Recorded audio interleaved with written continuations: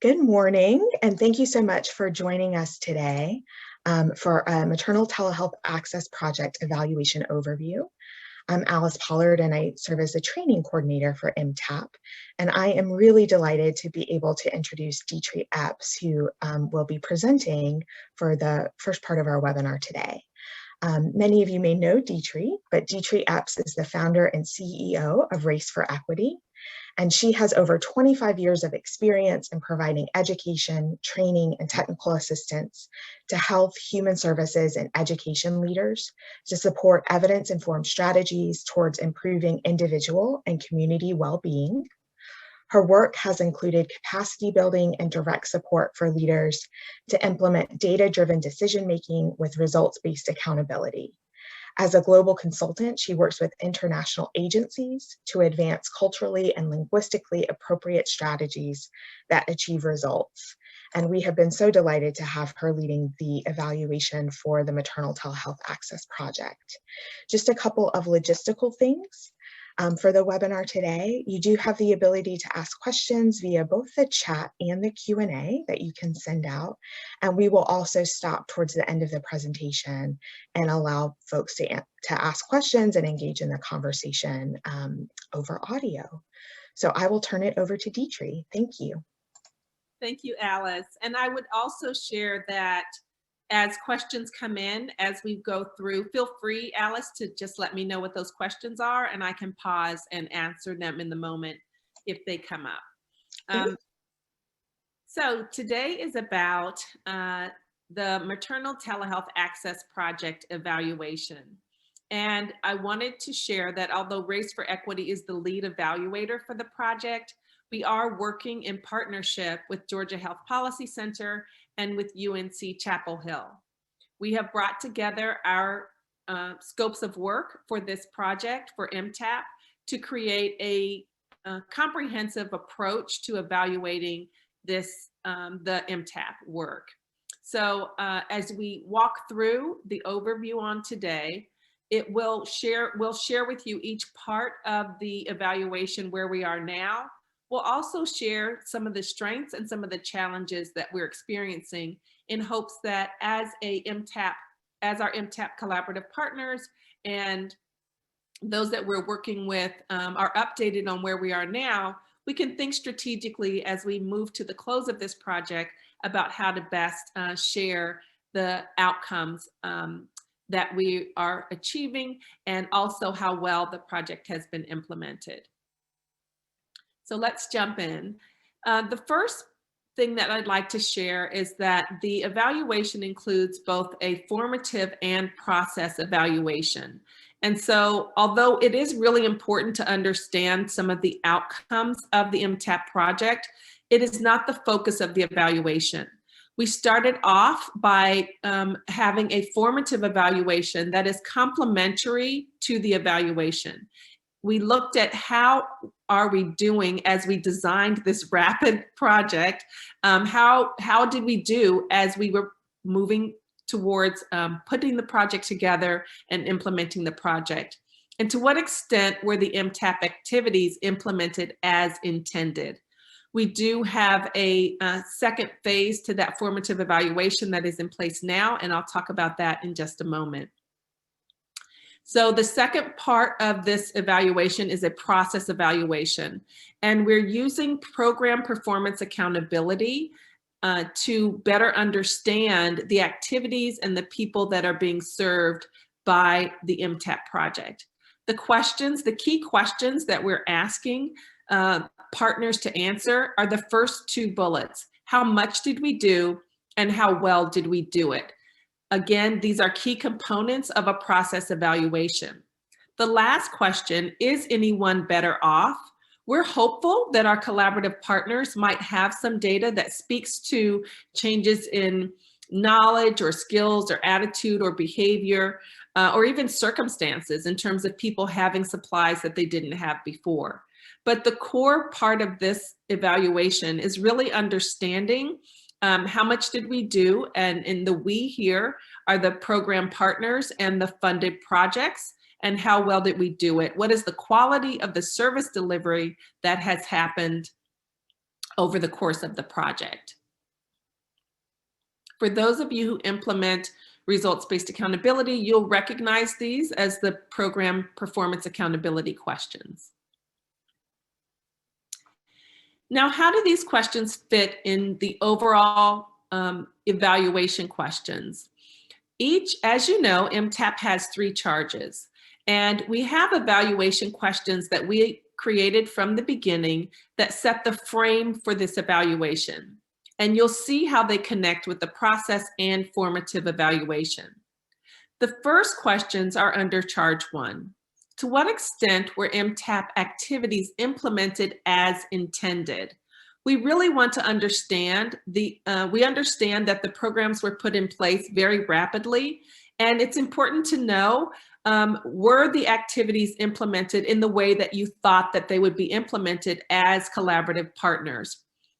A key part of results-based accountability's performance accountability work is that performance measures are not set up to be punitive, but they're set up for quality improvement so that we can understand how things are going and what can happen to make adjustments in the moment if things are not going as intended. So this first question under charge 1, to what extent were MTAP activities implemented as intended, is answered by the RBA question, how much did we do? So we're thinking about how many clients were served, how many people received services, how many people received supplies, who were those individuals, and were they the people that you hope to connect with? We'll talk more about that in a moment. The second question under charge 1, to what extent were participants reflective of the desired populations? How well did we do it? We know that there are people, African Americans, people in rural communities, Black, Indigenous, and other people of color, Native Americans. There are specific individuals that the CARES funding was intended to connect with, because the disparities in maternal health are very significant when we look at those populations. And so we'd like to know, how well did we do at connecting with these desired populations? So as you're looking and reflecting back over the projects and the programs that you've implemented, we'd like to remind our collaborative partners and the funded projects that are listening on today that as you are closing out your programs, please take time to think about how you might be able to share this information with the evaluation team. It's an important part of our work. It really is health equity, and it's being culturally responsive to know who you've connected with through your activities.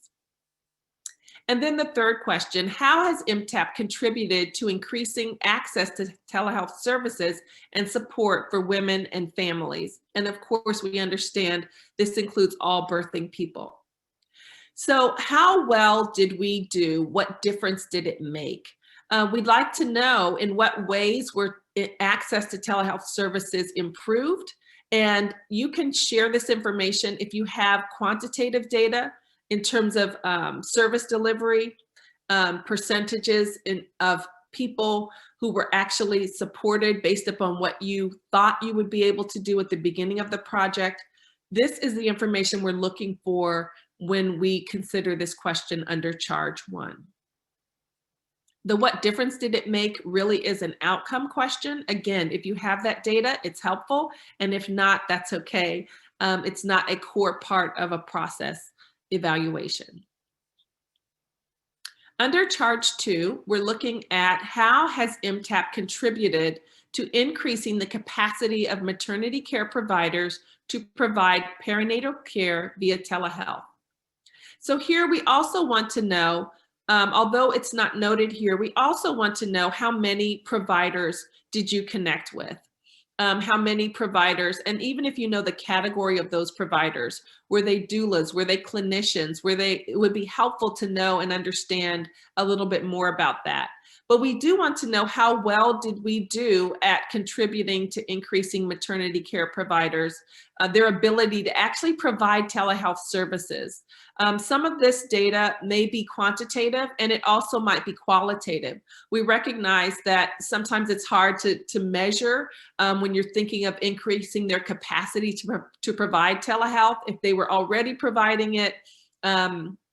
And especially during COVID-19, sometimes the providers may not be able to get back with you as rapidly as you would like for them to get back to you. So we're going to talk today about some additional methods in terms of data collection, about how you might be able to get that information.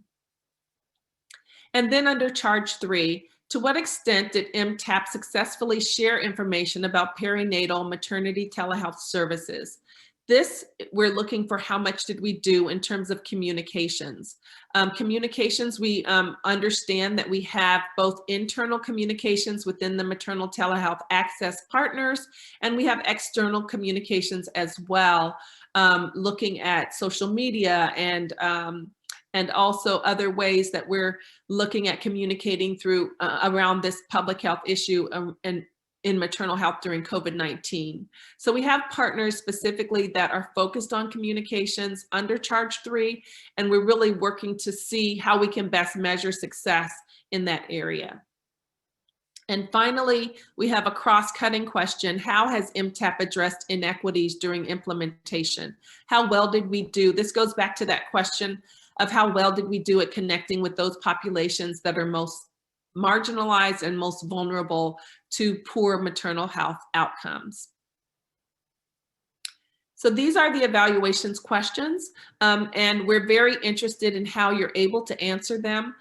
We have set up monthly reports, and we'll talk more about the monthly reports. But we also have the formative evaluation that we're moving forward to next steps around. These questions were developed because we recognized early on, the formative evaluation was developed because we recognized early on that it was going to take our partners, the collaborative partners, a bit of time to begin to collect quantitative data around for the process evaluation. And so we included a phase 1 and a phase 2 for formative evaluation. And in phase 2, as we're moving forward, some of the questions that we're looking at are, how well has the subject matter expertise been communicated, and how has it been informing the project? To what extent are the resources developed by the project utilized? And to what extent did the formative evaluation that we had in phase 1 impact MTAP changes? We will be conducting partner interviews. We'll be looking at project documents and monthly reports. So you can expect to hear from the formative evaluation team.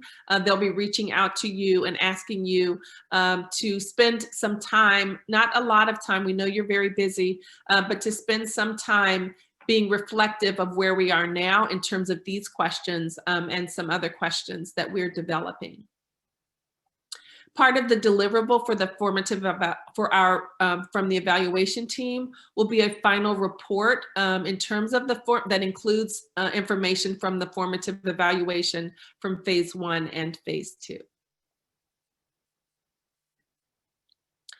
So these are some things that we also want to know as we have moved through this project over the year.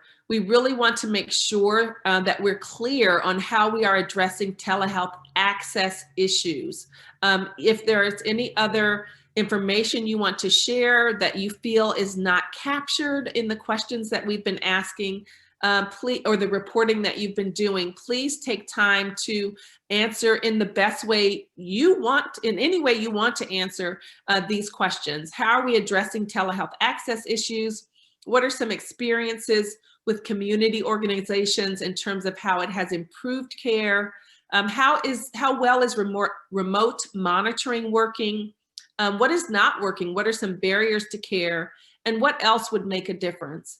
As we come to the close of this project, regrettably, we are not coming to the close of COVID-19 in terms of what's happening in the United States of America and even globally. So we want to use this information from MTAP as the evaluation team. We want to be able to provide an evaluation report that is useful, not just for understanding the MTAP project, but useful for also informing how this work of maternal health equity can move forward in the times of COVID-19.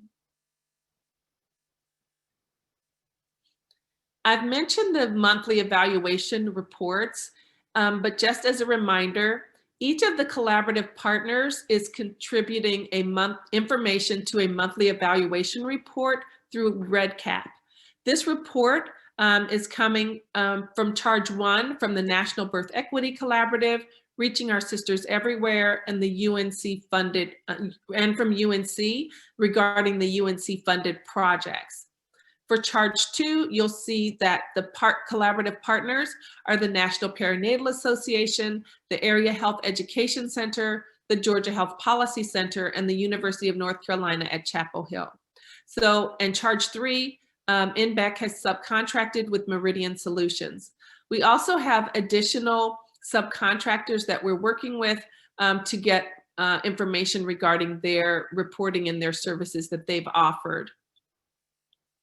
We've found over the last several months that one of the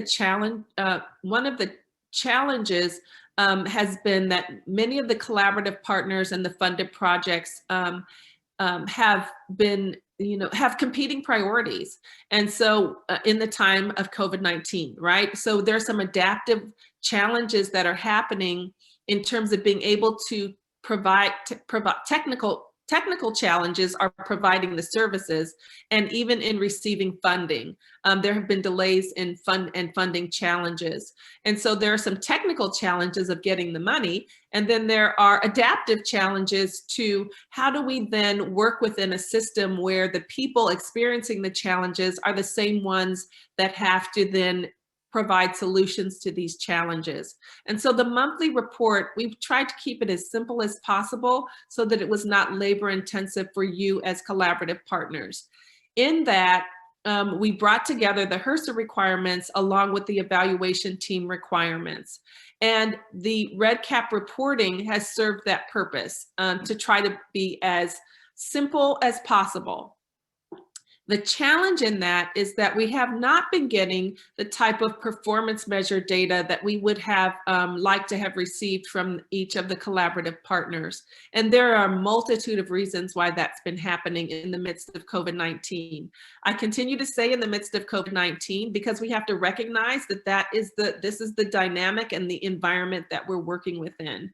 And so we want to offer compassionate centered, healing-centered evaluation and culturally responsive evaluation that takes into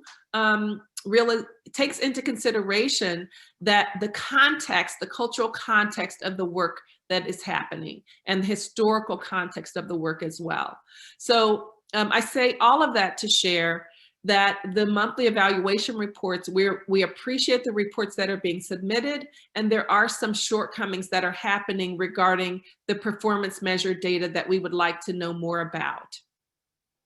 So we'd like to hear back from you about what some of those, as we move to the close of the MTAP project, what is the data that you feel you'll be able to submit by April, the end of April, and then where are some challenges that you're having that you feel you may not be able to have that quantitative data that we had hoped for.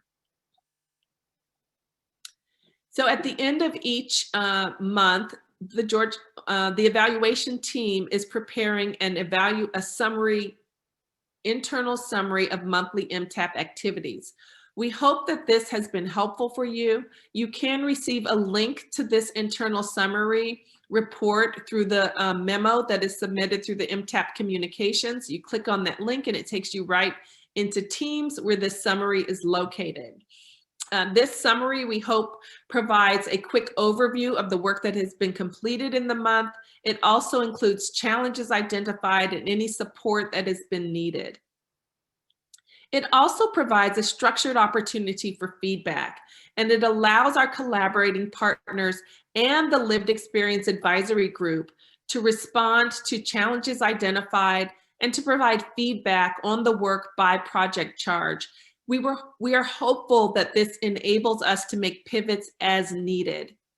Again, this is an area of communication that is we want to have bi-directional feedback. We want to have bi-directional feedback that goes out to you as collaborative partners and then comes back into the feedback comes back and you're able to make changes in your programming or connect with other partners as necessary to support your work. So this is the purpose of the internal summary and the monthly MTAP activities. I will share that we have minimized the number of meetings that we have been requesting. We do have an evaluation working group. Understanding that there has been feedback that the same folks who are on the ground doing the work are those who have been asked to attend meetings around infrastructure evaluation and planning and management, program management meetings.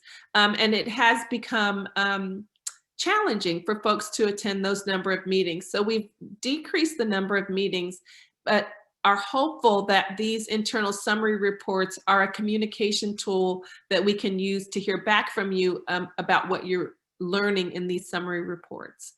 We are still having, I recognize that the MTAP project does still have the training work group meetings, and those meetings are a place for charge two partners to come together. We do want to understand more deeply what's happening with the other working groups as well, so that we can find opportunities to minimize meetings, but at the same time have the level of communication that is necessary for individuals to make pivots and changes in this rapid assessment project. You've heard me mention the term culturally responsive evaluation. And so I wanted to take a brief moment to talk about what that means. In a culturally responsive evaluation, cultural competence is the center of all of the evaluation. And you engage people who are directly impacted by the decisions from the beginning of the process. So with this evaluation, in terms of it being equitable and results-based, as we prepared for the evaluation, the Race for Equity team had meetings with each of the collaborative partners to prepare for the evaluation, and that's step one. We had building RBA into program design meetings. Number two, engage stakeholders. We engaged them in the process of the evaluation and in identifying the evaluation purpose. We did get feedback on framing the right questions from the evaluation working group and in designing the evaluation program performance measures. So it has been our goal to engage in culturally responsive evaluation throughout the process. Number 6, in terms of selecting and adapting instrumentation, we did not create instruments for programs. They created their own instruments for evaluation. They are, as they collect the data, they report it back to the evaluation team. At this point, we have received some data and some qualitative data and some quantitative, very little quantitative data, but we do have some quantitative data. We are at the point of analyzing the data, but we really would like to have more information from our collaborative partners about the performance measures that we've mentioned in order to do a more in-depth analysis. As we come to the close of our project and we're looking at analyzing the data and disseminating and using the results, we are asking for the engagement of our partners. I'm going to talk about that in a moment. We're asking for the engagement of our partners as we look at collecting and analyzing data from this project over the last several months. And we will look at working with our collaborative partners as we disseminate and use the results as well.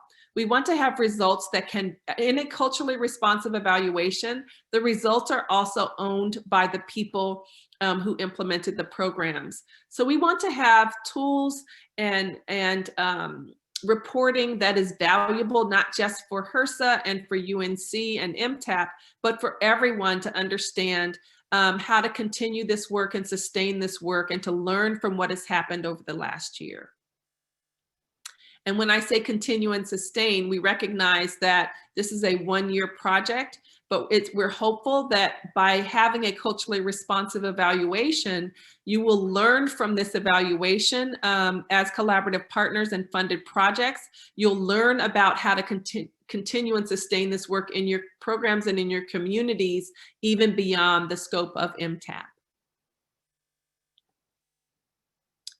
And so as we integrate principles of culturally responsive evaluation, one of the things that we did was to have a intercultural development inventory from the beginning of the project with the evaluation working group.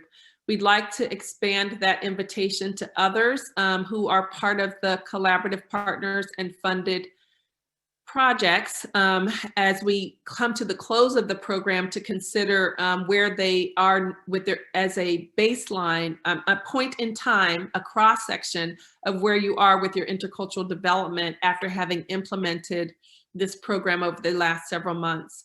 We also have a lived experience advisory group where we'd like to consider as we move to the close of the project, having culturally responsive evaluation, a self-assessment of a point in time analysis and how our partners did in being culturally responsive.